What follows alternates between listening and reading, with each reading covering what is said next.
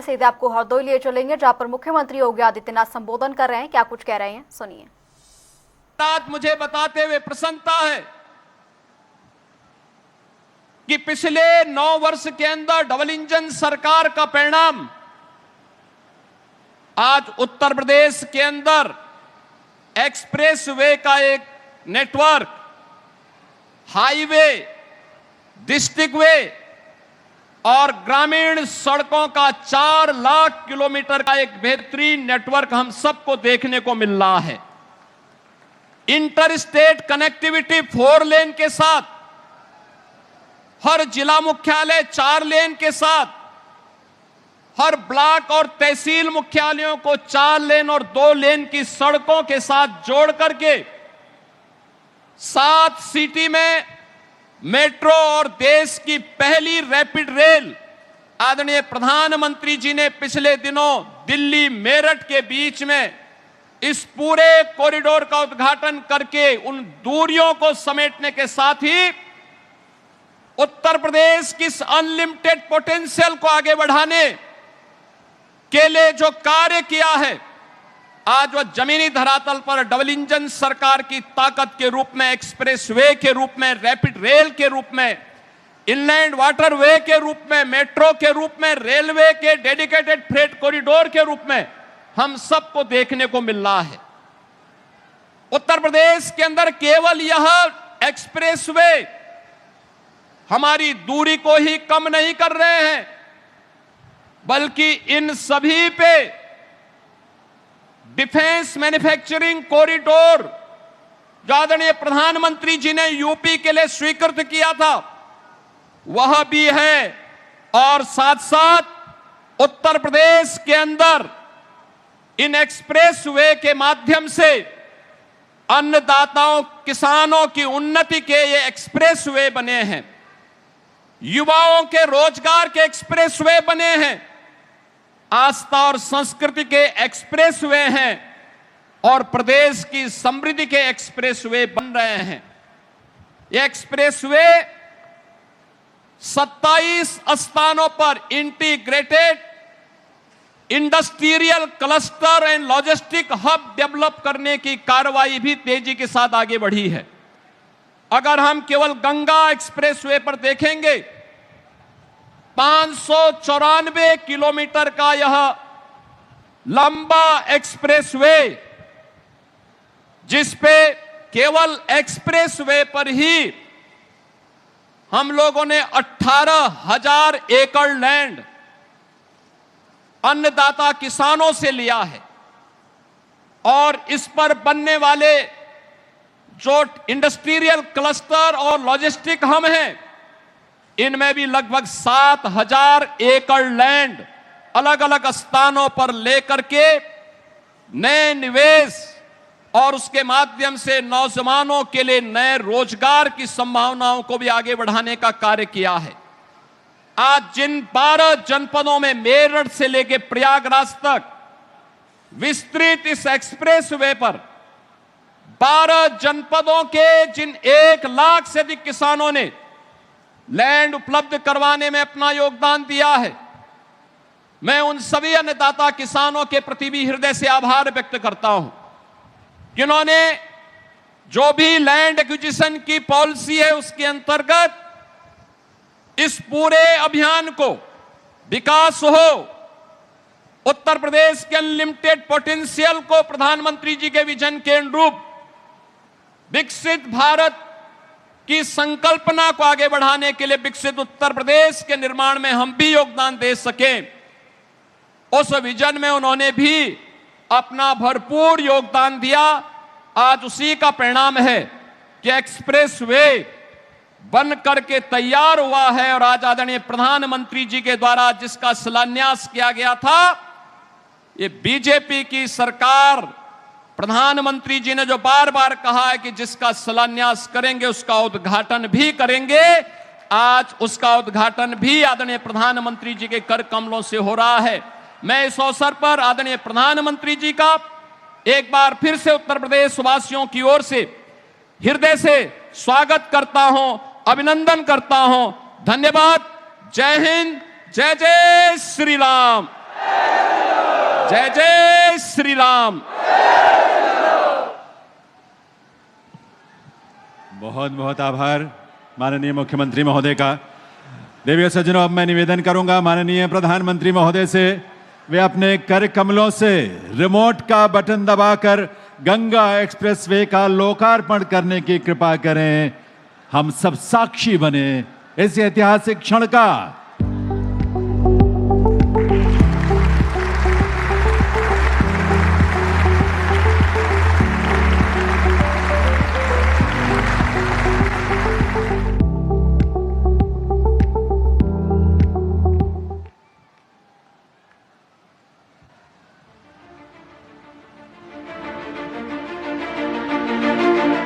बेहतर रास्ते सिर्फ दूरी नहीं, सपनों को भी करीब लाते हैं। सुपर फास्ट सड़कें केवल यात्रा को आसान नहीं बनाती, बल्कि गांवों और शहरों को जोड़कर रोजगार, व्यापार और औद्योगिक प्रगति को बढ़ावा भी देती है। यशस्वी प्रधानमंत्री श्री नरेंद्र मोदी जी के इसी विजन के अनुरूप रिकॉर्ड समय में बनाया गया है नेक्स्ट जनरेशन इंफ्रास्ट्रक्चर का पर्याय, नए उत्तर प्रदेश का सबसे लंबा गंगा एक्सप्रेसवे।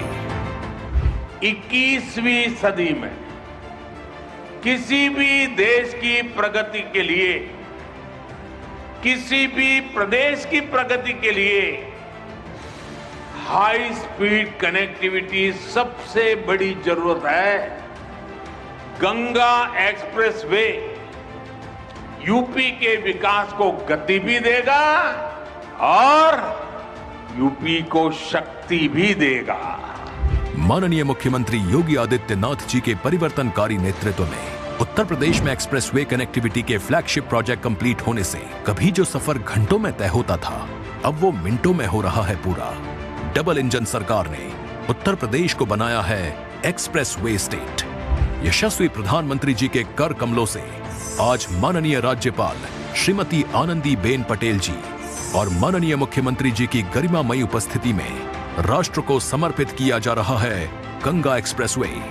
अब देश के कुल एक्सप्रेसवे नेटवर्क में उत्तर प्रदेश की सर्वाधिक हिस्सेदारी हो गई है। मेरठ के ग्राम बिजौली से प्रारंभ हापुड़, बुलंदशहर, अमरोहा, संभल, बदायूं, शाहजहांपुर, हरदोई, उन्नाव, रायबरेली, प्रतापगढ़ से होकर प्रयागराज के ग्राम जूडापुर दांदू में समाप्त होने वाले गंगा एक्सप्रेसवे से आच्छादित हैं 12 जनपद और 518 ग्राम।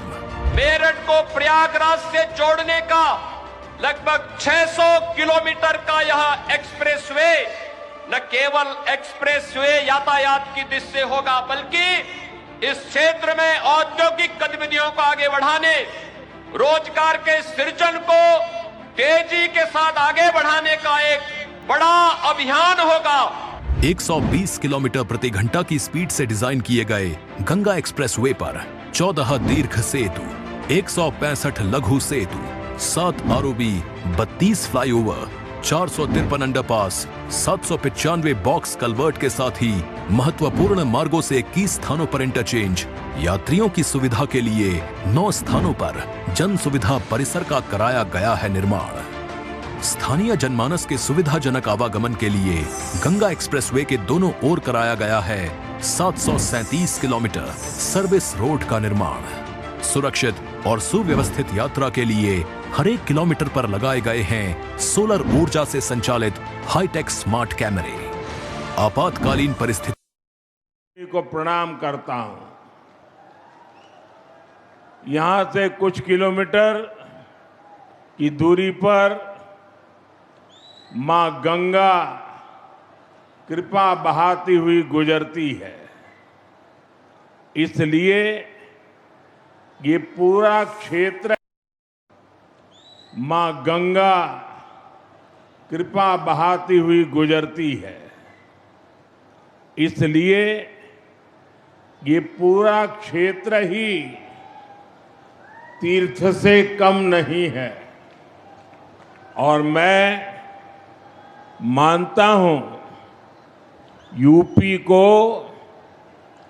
एक्सप्रेस वे का यह वरदान, ये भी मां गंगा का ही आशीर्वाद है।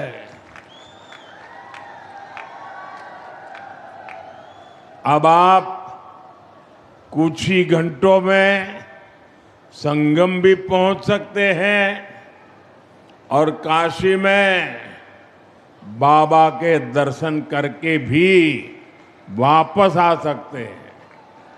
साथियों, जैसे मां गंगा हजारों वर्षों से यूपी की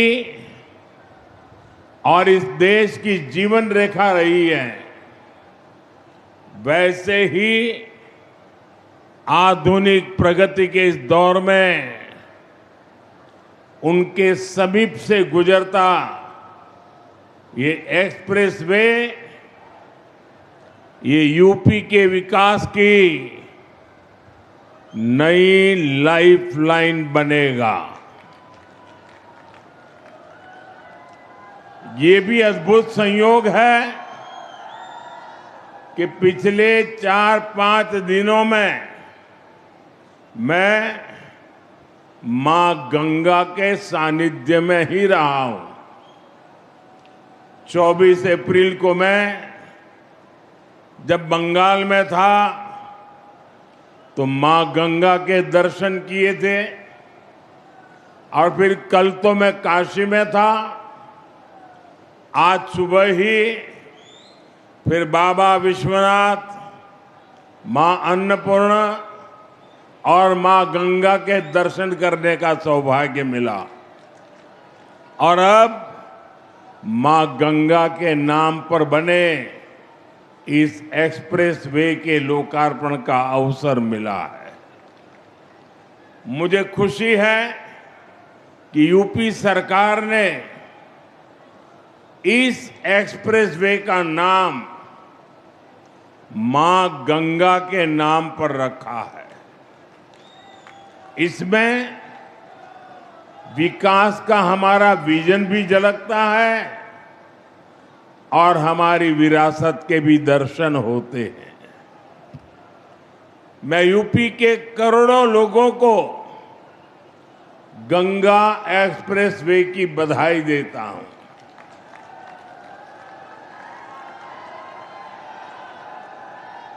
साथियों, आज लोकतंत्र के उत्सव का भी एक अहम दिन है। बंगाल में इस समय दूसरे चरण का मतदान हो रहा है और जो खबरें आ रही हैं उनसे पता चलता है कि बंगाल में भारी मतदान हो रहा है। पहले चरण की तरह ही जनता वोट देने के लिए बड़ी संख्या में घरों से निकल रही है। लंबी लंबी कतारों की तस्वीरें सोशल मीडिया में छाई हुई है। पिछले 6-7 दशक में जो नहीं हुआ, जिसकी कल्पना भी मुश्किल थी, वैसे निर्भीक वातावरण में बंगाल में इस बार वोटिंग हो रहा है। लोग भय मुक्त होकर वोट दे रहे हैं।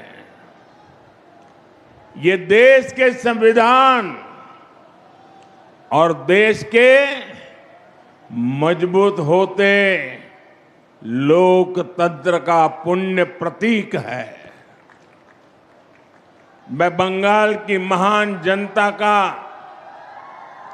आभार व्यक्त करता हूं कि वो अपने अधिकार के प्रति इतनी सजग है, बड़ी संख्या में वोटिंग कर रही है।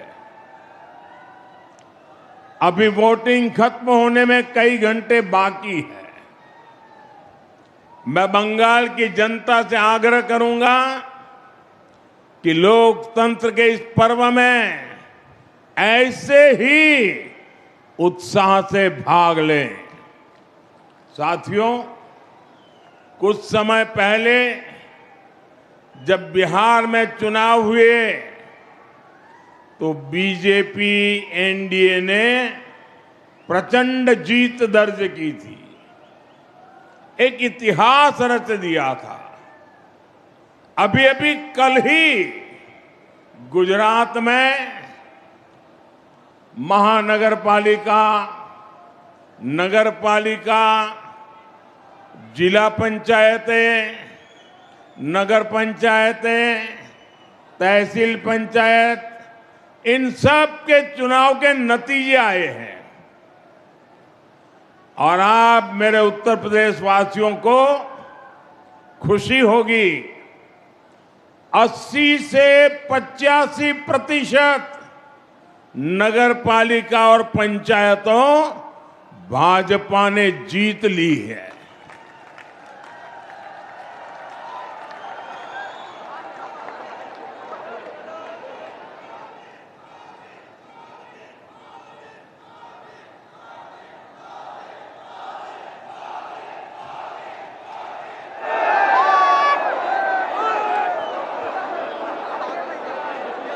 और मुझे विश्वास है कि इन 5 राज्यों के चुनाव में भी भाजपा ऐतिहासिक जीत की हैट्रिक लगाने जा रही है।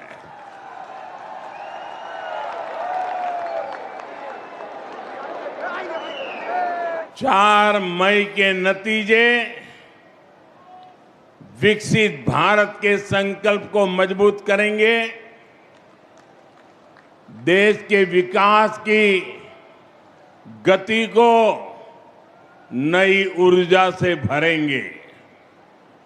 साथियों, देश के तेज विकास के लिए हमें तेजी से आधुनिक इंफ्रास्ट्रक्चर का भी निर्माण करना है। दिसंबर 2021 में गंगा एक्सप्रेसवे का शिलान्यास करने मैं शाहजहांपुर आया था। अभी 5 साल से भी कम समय हुआ है और आप देखिए, देश के सबसे बड़े एक्सप्रेसवेज में शुमार यूपी का सबसे लंबा ग्रीन कॉरिडोर एक्सप्रेसवे ये 5 साल के भीतर भीतर बनकर तैयार हो गया है।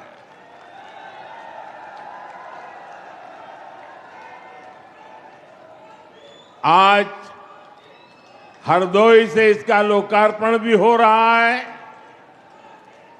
यही नहीं, एक और गंगा एक्सप्रेसवे का निर्माण पूरा हुआ है, तो साथ ही इसके विस्तार की योजना पर भी काम शुरू हो गया है।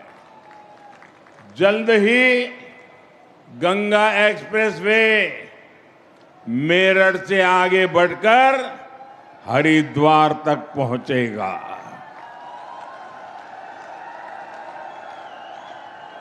इसके और बेहतर उपयोग के लिए फर्रुखाबाद लिंक एक्सप्रेसवे का निर्माण कर इसे अन्य एक्सप्रेसवे से भी जोड़ा जाएगा।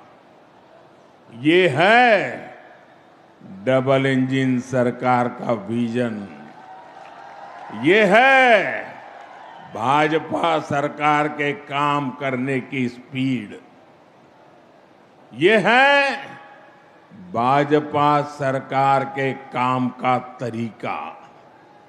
भाइयों बहनों, कुछ ही दिन पहले मुझे दिल्ली देहरादून एक्सप्रेसवे के लोकार्पण का अवसर मिला था।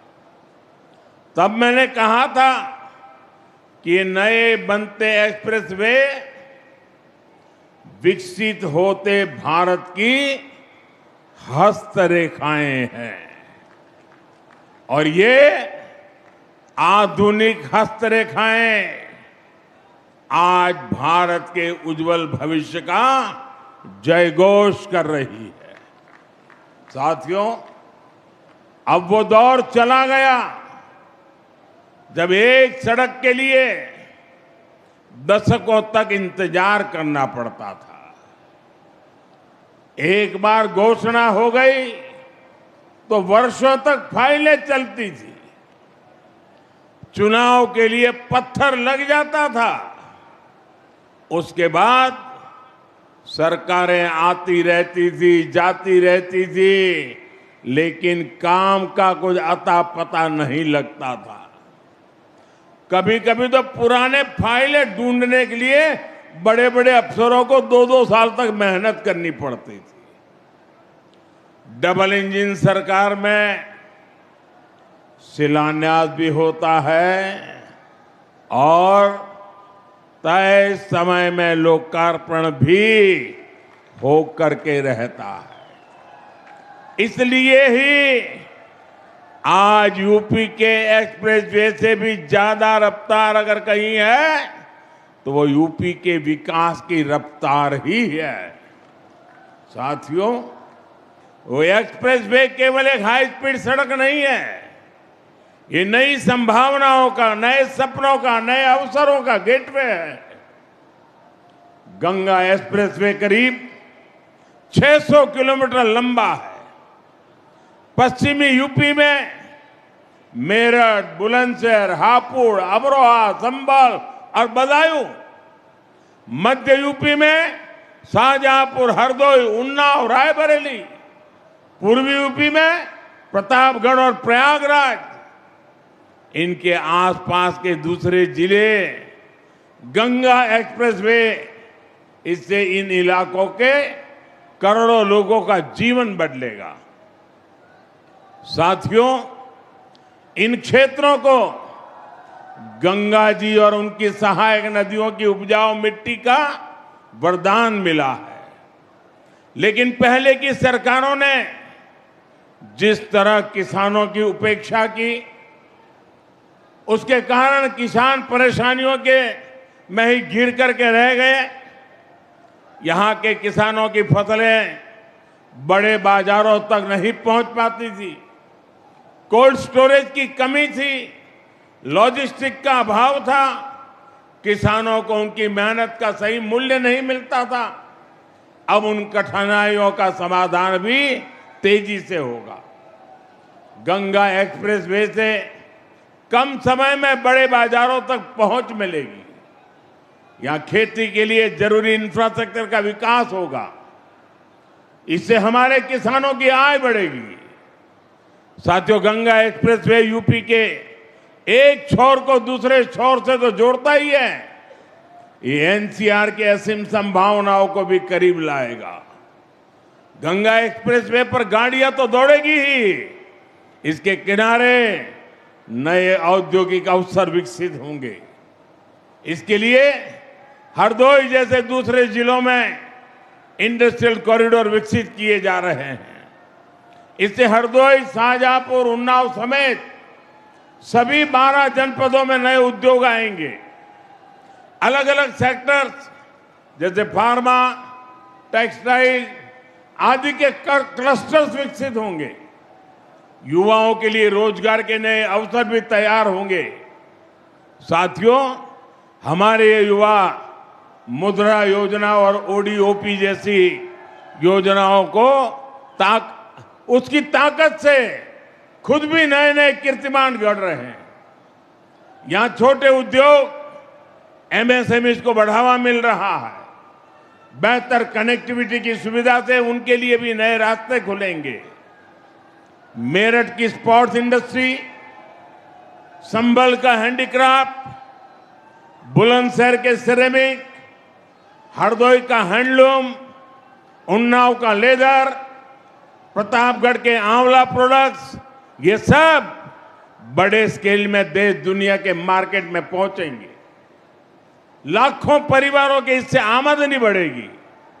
आप मुझे बताइए, क्या पुरानी सरकार में हरदोई, उन्नाव जैसे जिलों में इंडस्ट्रियल कॉरिडोर बनाने की कल्पना तक हो सकती थी क्या? हमारे हरदोई से भी एक्सप्रेसवे गुजरेगा, ये कोई सोच सकता था क्या कभी?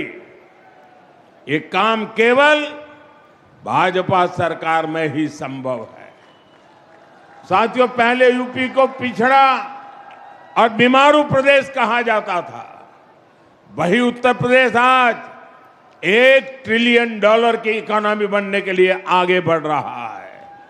ये एक बहुत बड़ा लक्ष्य है, लेकिन इसके पीछे उतनी ही बड़ी तैयारी भी है, क्योंकि यूपी के पास इतनी असीम क्षमता है। देश की इतनी बड़ी युवा आबादी का पोटेंशियल यूपी के पास है। इस ताकत का इस्तेमाल हम यूपी को मैन्युफैक्चरिंग हब बनाने के लिए कर रहे हैं। यूपी